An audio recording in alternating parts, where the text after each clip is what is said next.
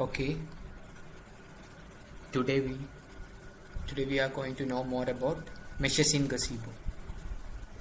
So meshes Gazebo are generally used to add a sense of reality to the models we make. That's the robot we make. So I am going to illustrate how a normal robot differs from a robot in which mesh have been added. Here you can see that the one in the right is more appealing than the one on the right. Let me illustrate it. Here we can see it's a simple SDF file. Uh, for the robot we are just seeing, it's the model name, it's all its elements, and here what we are going to do is, here is the left wheel, is the right wheel. Here what we are going to do is change the way it appears. So we are going to make changes in the visual block. Here let's see what our original robot look like. Let's open Gazebo. We are opening Gazebo.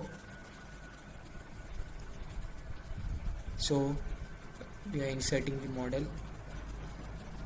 Yeah, the model will look like this. Let's see it in other angles.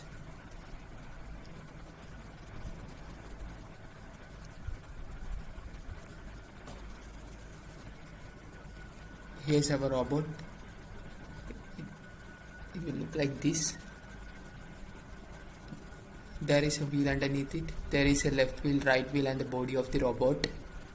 So let's add mesh to it and see what all changes I have happened, so that it will look like a real robot. So fine.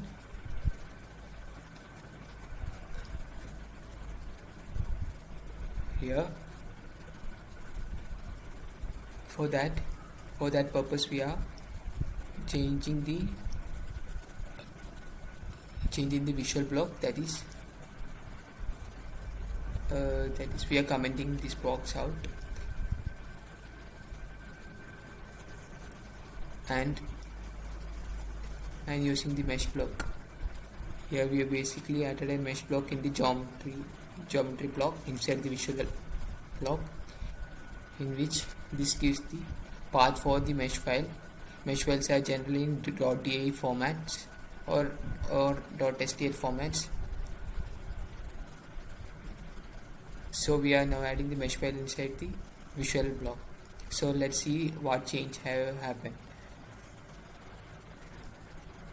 We are inserting the model and the robot with mesh look like this. Or the robot with mesh PNA 2DX will look like this. You can see the changes.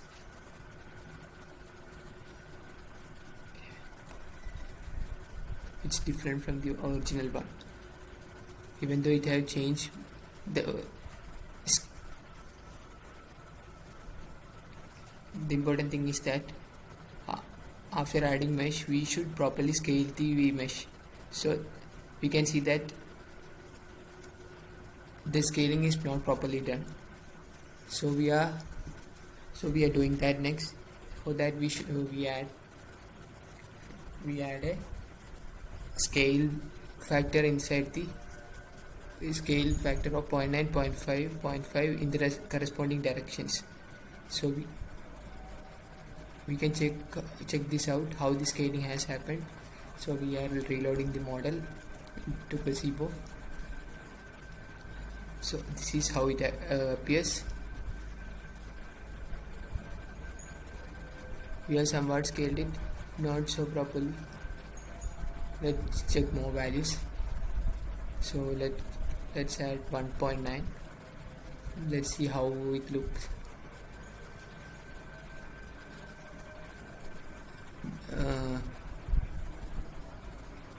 This is how it looks.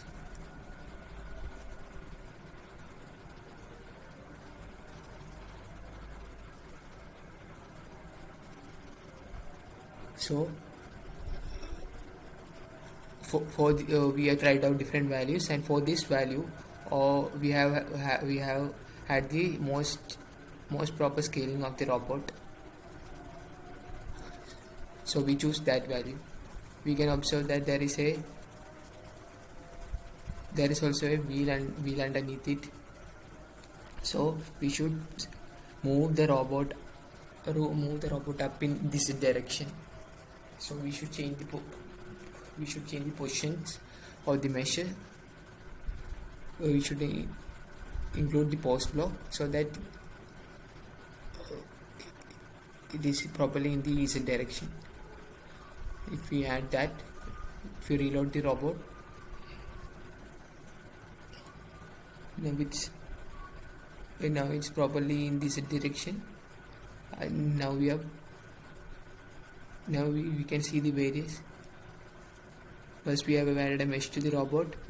We saw that it was not properly scaled, so we tried some scale values. We got a properly scaled one, which was not oriented well in this direction. So we add the pause block to get to orient it in this direction as well. In this direction, and we got final robot. Add in the mesh.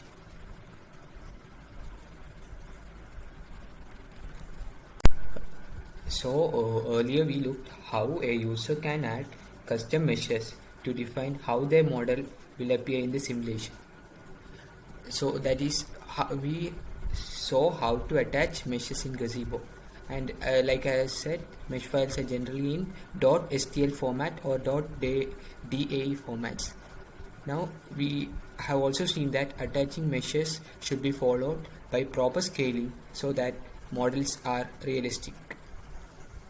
So now we will see, like earlier we looked how to add a Pioneer 2DX mesh, and Pioneer 2DX mesh was already created by someone. So we will see how like often situations come when creating a new robot, you will likely want to use your own mesh files. So how to do that? How to import a mesh file to our model? So before importing the mesh file, we should take care of the following things. That the mesh file that we have created, it should be as simple as possible. We should try to reduce the complexity. That is, a single mesh with many shapes should be reduced or split into separate meshes for efficiency. And we should also do proper scaling for the scaling of the mesh. This have been emphasized many times. So Gazebo uses a metric system, so meshes should be scaled to metric size. We may be using other units, but we should scale it down to metric size. So once the meshes has been properly prepared, we can export it as a Collada file. So the easiest way to test whether a mesh file is working properly is to create a simple Word file that loads the mesh. That's we will create a Word file to check whether the mesh file that we have created for our robot is working well enough. So let me illustrate this point. So this is a simple Word file. This similar to STF files. So here we have defined our world. It contains these two models, ground plane and sun, and we also define our own model, that is our robot. So we define the positions and the links. So this is the part which is important to us. We are changing the visual block. We are like we did earlier, we are adding mesh to the visual block. So this is the mesh file that we have created for our robot. This is the mesh file that we have created for our robot to make it more appealing. So so we have also properly specified its position. So what we have to do is we have to specify the file name here inside this mesh block, and we can check whether our mesh file is properly written, is properly loading in Gazebo. So just we can see this is the testing file. This is the mesh file that I am going to test now. This is a mesh file for a duck. So I am going to load this mesh file in Gazebo. So for that, what I will do is I will load my world file. So as you can see, the mesh file that I have created for the this has been properly loaded to Gazebo. This was the mesh file, and from this we can infer that the mesh file we have wrote is properly correct, is properly written according to the Gazebo. So basically what we have just done is that we have this is simple way for checking whether the mesh file that we have written is correct or not. Just to summarize, so what we did was we had to write a mesh file for our robot. So we created the mesh file and exported it as a Collada file, and we for checking whether it's working correctly, we created a world file and launched it, and it was and if it properly loads, then we can infer that it's working correctly, and we can use it for further further uses in our subsequent models. We can use our mesh files by properly placing it in correct directories. So that's all about importing meshes to our model. Okay, since now we know how to import and attach meshes to our model, we will learn how to add sensors to our model. So adding sensors to a model comes under the common category that how a user can create composite models directly from other models which are available in the Gazebo model database. So by this I mean that for creating composite models, what we generally do is we pick up any models that are already present in the Gazebo model database, and we take components we want, like sensors, depth cameras, other cameras and all, and we include and we join the we make this composite model by using the include tags and join tags to connect different components of this model. So so I will give a demo on adding a laser to the robot.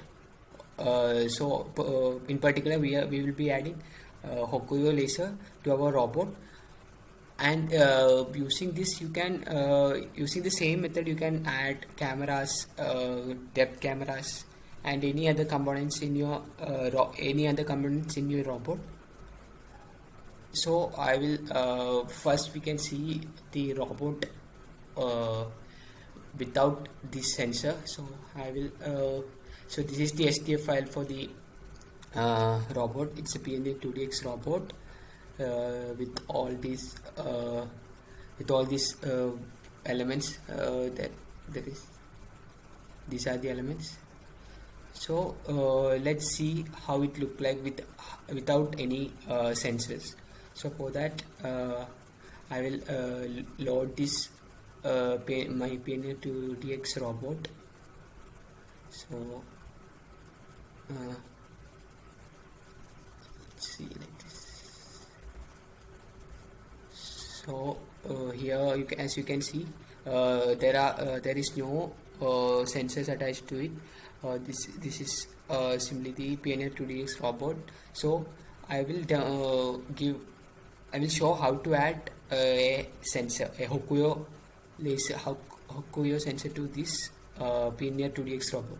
For that, what we need to do is we will add this block inside this model, inside this robot model.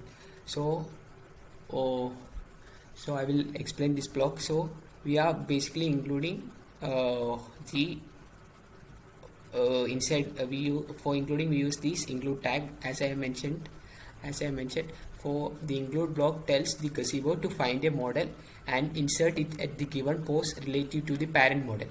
Here the parent model is our Pioneer 2DX robot, and here you can see that I have also specified the relative position at which the sensor had to be added. So this URI gives the path of my model, of my sensor.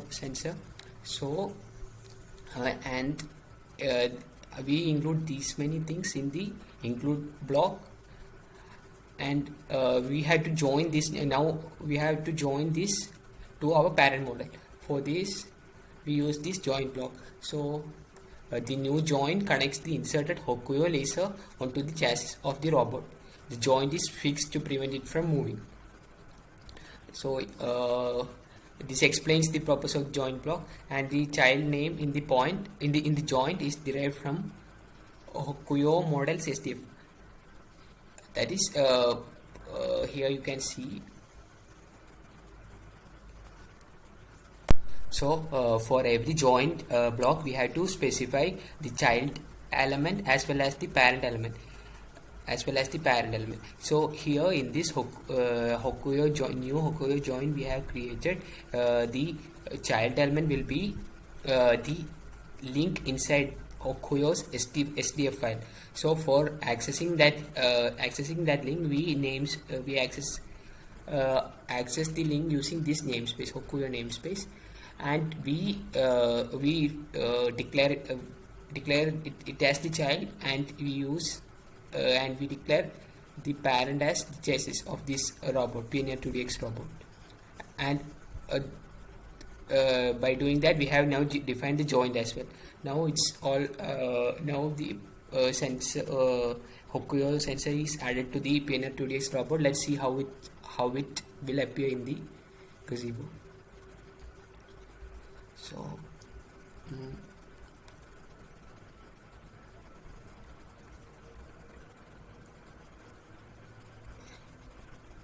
So this is the Hokuyo laser.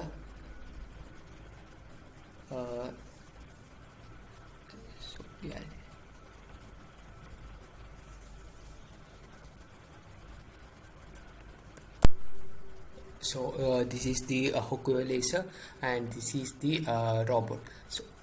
So what we have done right now, we have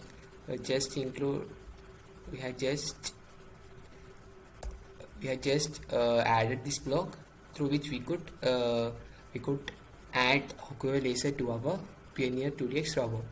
So once our gazebo got launched, we could see the robot with laser attached. So I just mentioned that we can follow the exact similar procedure for adding camera to a robot. So the camera in place of model Hokuyo, you should add model / camera, and you can try adding camera to the robot, and it's the exact same procedure. So you can take it as an exercise and do try adding camera to the robot. In the similar manner you can add components and make a composite robot model. You can for reference you can find the documentation here. That's all for attaching sensors to models in Gazebo. Thanks.